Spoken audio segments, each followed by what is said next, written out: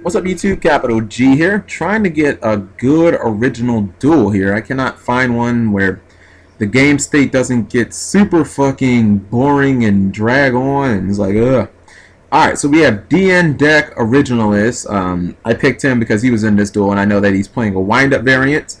And he's got a pretty legit rating, 1436, versus Petzer, 1437. As you can see, he opened with Factory plus Rabbit. That got him a free shark. I feel like Patzer played Infernity in the past, or Unfairnity, as some people call it. Looks like all he's just going to do is just wall up defensively. Although, doing so allows Originalist to simply trigger Factory again. And it looks like that's what he's going to do. I think he's just going to try and ride Factory to the bank. Okay. So there's the MST. Again, advantage, I believe, should be either in favor of Originalist or they should be dead even. 3, 5, 6. Okay, well, that changes everything. The armor changes everything. He lets the armor go, which is awful because I would assume that all he's going to do is just try and get another armor. Now, Originalist is playing artifacts in this wind-up build, so he does have some inherent removal. Although against 3 back row, I don't know about that.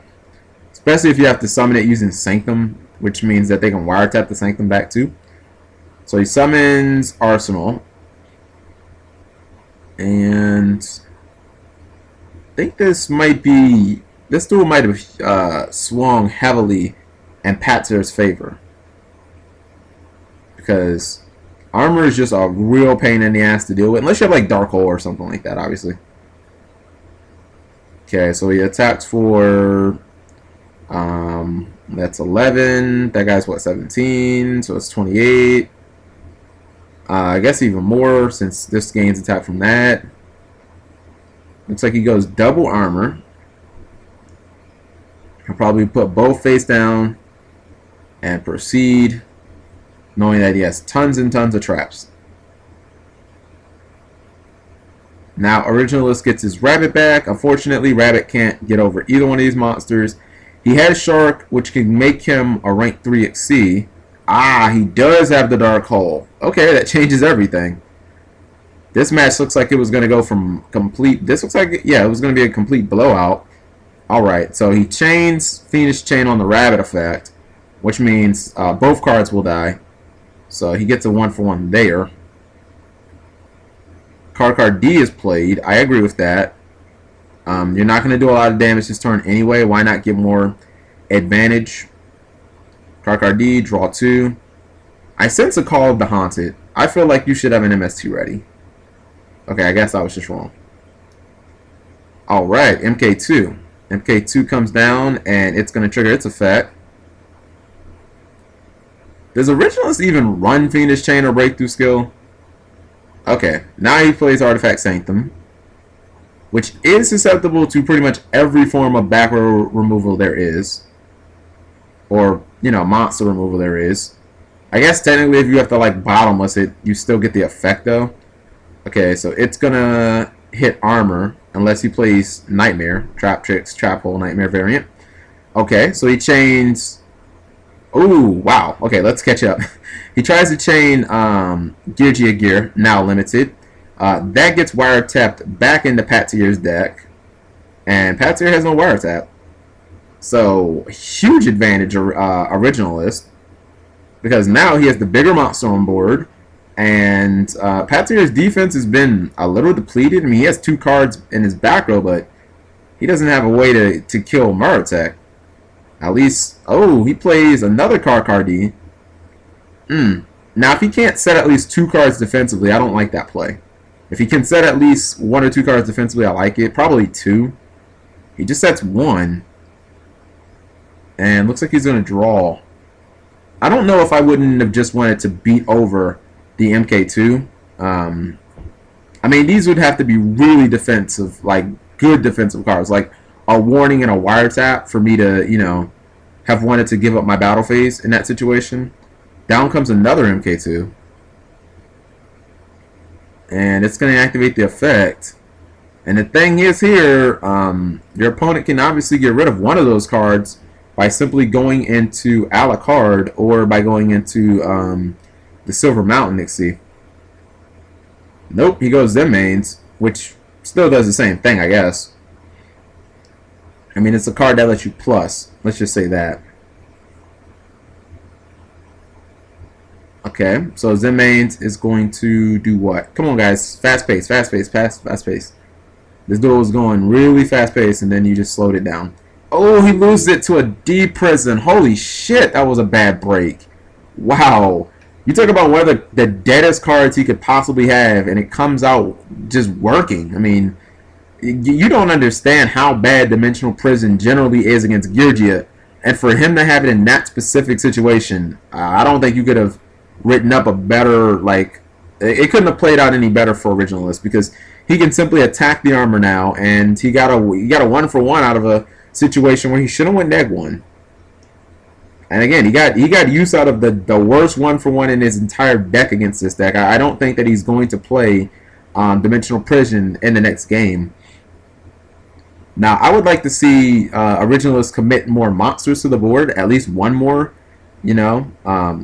Okay, so he does play Wind Up Rat. And that's what I was thinking. I commentated another one of his duels, but I ended up deleting it because it just wasn't that good.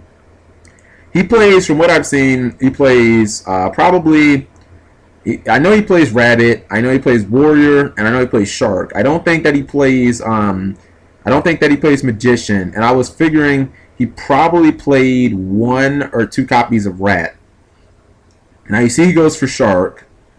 Obviously, he's looking to make a rank 5 play here. He can go rank 5 and rank 3 actually, and kind of had the best of both worlds. You know, you could think, all right, he could go rank 5, right? And he could make Zenmaioh. And if that gets blown up, then he can go Alucard, and then Alucard can just pop the armor. So he's in good position either way. He decides to go with Terrorists. I don't like that play, but whatever. My rank 3 of choice would definitely be Alucard. I wouldn't even think about it. I just feel like I would have went Zenmaioh. Okay, so he Blackhorns the Alucard. Yeah, I would have went Zenmaioh simply because Zenmaioh would have forced you. It would have forced you to play something. Because if I would have, okay, and he gets countered. He gets countered. He loses out to a D prison too. And again, I didn't think that Terrorist play was good at all. That's just my opinion. Because if you make Zenmaioh, right, your opponent has to respond, which means your opponent would have Blackhorned you. Otherwise, you would have lost. You would have potentially lost this plus this. So if you Blackhorn it, then I make Alucard and I pop it anyway, and then I attack and I get D-Prison. It's the same exact thing. The only difference is you lose this. So you know what I mean? Like, I'm in a way better position. I mean, what was Terrace gonna do? Terrace wasn't gonna do shit. Like, my whole point is I don't want to attack the armor to flip it. I want to kill armor without flipping it, thus putting you in a shitty position where you only have 2 cards. Now I'm kind of relying on something like Torrential Tribute to get me back into the game. Where I think Dan Originalist just... I mean, I hate to say he just threw the game away, but he definitely threw a lot of advantage away. I mean, Zenmaioh plus Alucard seemed to be the obvious play there. Alright, so he's going to... Now, if he hits a Beg Attack, that could be huge. He's asking for the target. He's going for his middle card. I don't know if he even plays Beg Attack, to be honest. Yeah, I thought he just played Murrow-Attack. So he's going to hit Murrow-Attack, which means he's going to bring out his last Murrow-Attack. He'll be able to obviously blow up either one of these guys. Unless Patir plays like Forbidden Chalice or something. Either way, he would still technically go +1 anyway. Okay, so he's going to get rid of the armor. And then he's going to Book of Moon the Arsenal. So, ouch. Now, you wonder if he has another D-Prison in him. Now, just to be safe, I'd probably summon something like a Wind-Up Rabbit, or... I mean, I can't say summon a Wind-Up Rabbit. Whatever you have in your hand, I'd summon that shit.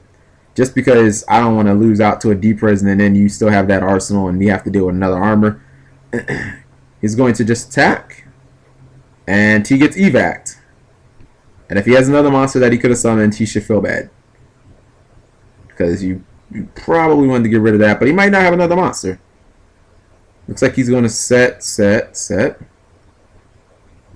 And this is a duel that is seriously going back and forth. Nobody can really gain momentum. That evac device definitely came in handy. Okay, we see a flip summon from Patier. Okay, no bottomlesses or anything from Originalists. Haven't really seen that many defensive traps from the guy.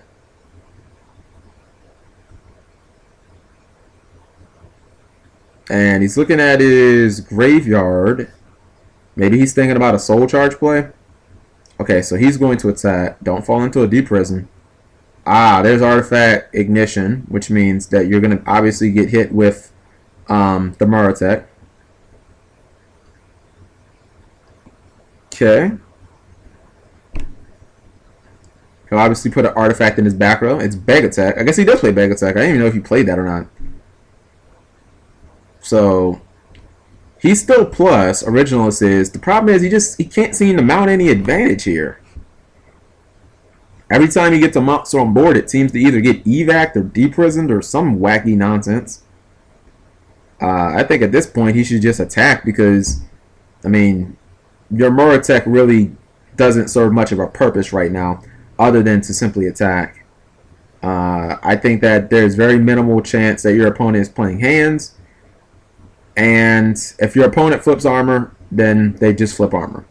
I want to make sure that I get a fairly safe play, especially considering Patier is playing Black Hornet Heaven in the main deck. Alright, so he goes for Soul Charge. Now, with me having that many monsters in my graveyard, I gotta go ham. I'm thinking probably about 3 cards, maybe 4. Depending on my, if my back row can stop a Heartland Draco, like if I've got an evac or a bottomless, then I'm going for 4 cards. That's just me. Okay. So he goes for 3.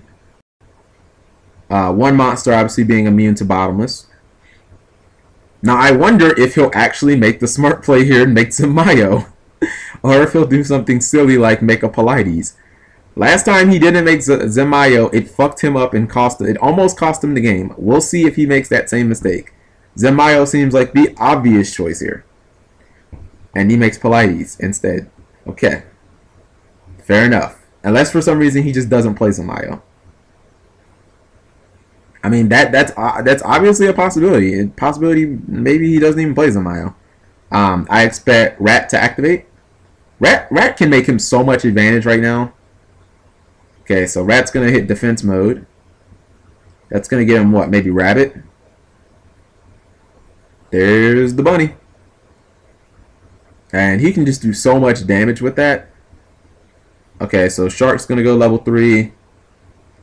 I expect him to banish this and to go into Alucard. I would imagine it's going to be on Rat. So Rat is banished. Okay, so maybe he doesn't play Zenmaioh. That's one of the things that I'm thinking, is that maybe he doesn't play Zenmaioh for some reason. I would imagine he's going to go for Ghost Trick Alucard. Because Alucard is going to... He doesn't go for Alucard. Okay. I don't really understand what's going on right now. I mean, I get the cards he's making. They kind of make sense, but I just don't understand why he wouldn't just simply take raw advantage. I mean, he could have went into Zenmaioh and just blown up both cards instead of putting one back into his opponent's hand. Again, I'm not the one playing. Maybe he doesn't run Alucard or, you know, Zenmaioh. That's just a possibility. Because you give your opponent the potential of doing dumb shit like this to you. Soul charging you and you losing like a lot of your cards. When essentially you could have been putting them on 1 card and 1 card only. Okay, so Patier is going to soul charge him back for, looks like at least 4 cards. Man, if you had Zenmaioh, you'd be able to blow both of those motherfuckers up if you tried to set them. But at this point, he could be getting fucked up pretty hard right now.